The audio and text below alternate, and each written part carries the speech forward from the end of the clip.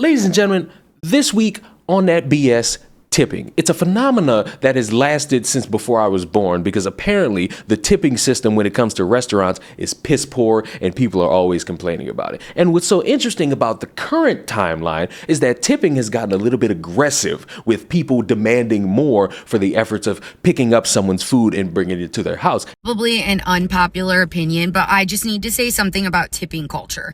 I am in line to get a coffee. Yes, I know I am making the choice to buy a $6 coffee. I usually do it about once a week. And the girl taking my order on the iPad asks for a tip. My choices are $2, $4, and $8. For her to just take my order on an iPad, I am tipping her? No, I'm sorry, that is just going way too far. I'm not throwing in that added tip on just a coffee. I feel like tipping culture has just gotten to be too much. And then she asked me too, didn't just show me the iPad. So then I awkwardly have to say no thank you, and I feel bad when I shouldn't.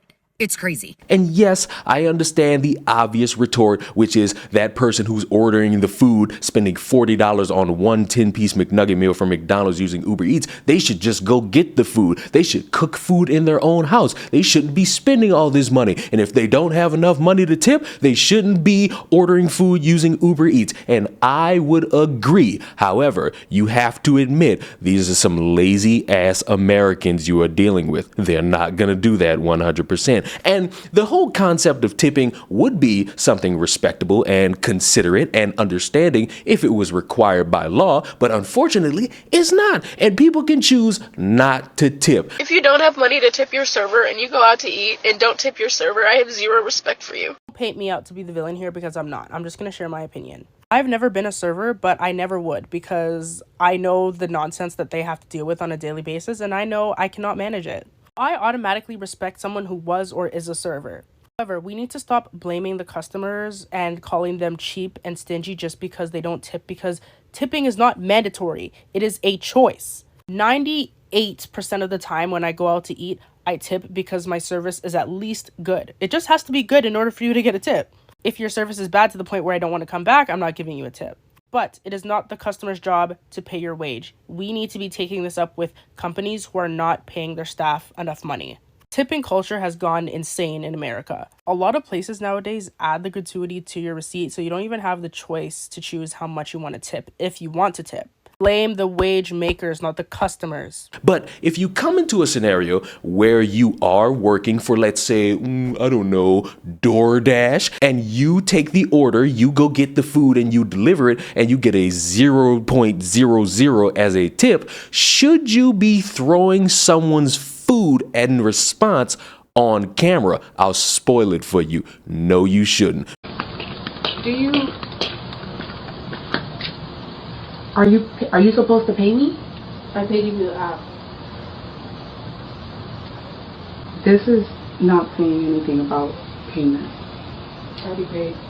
It says zero. It says that you left nothing. It's probably the tip. Yeah. I didn't do it. Can I have my food? Yeah, go get it. Mommy!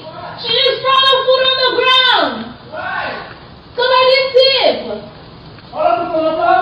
Yes! Because now there's the potential you'll be getting fired for that because you're on camera, not delivering the food, complaining about money you didn't get, and acting like an ass. So congratulations. You went from making a little bit of money on the side. Maybe this was a full-time thing that you was putting actual dedication to. Now you're getting no money whatsoever. Congratulations, dummy. You fought back against the lazy Americans. Option number 2, you get a low tip or not a tip at all, and you decide to dip your testicles in people's food. What you get when you give an 89-cent tip for an almost 30-minute drive.